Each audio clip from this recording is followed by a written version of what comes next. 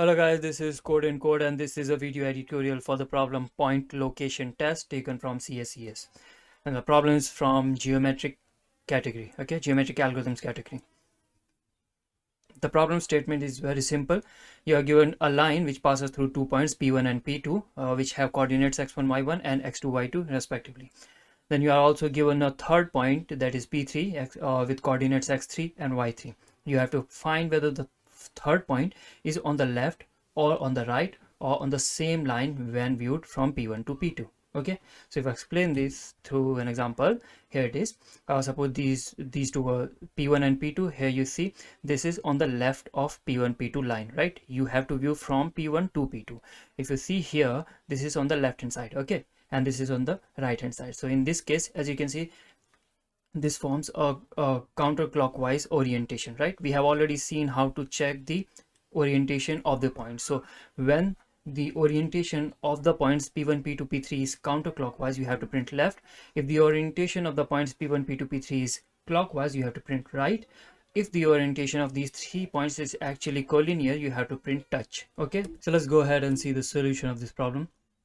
We have already seen in lecture 1, I guess, how to find the orientation of 3 points. I have already covered this in my geometric algorithm series. Okay, so if you don't know how to check the orientation of 3 points, you can go ahead and watch that lecture. I'll be putting the link of that lecture in the description of the video, so don't worry about that. So this is a problem. T number of test cases can be as large as 10 to the power 5, and the coordinates can be from minus 10 to the power 9 to plus 10 to the power 9. So here you see, here's the solution.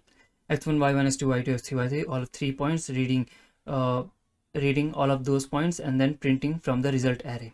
See, orientation returns 0 when they are collinear, right? And if they are collinear, we have to print touch. That's why in the result array at position 0 I have touch.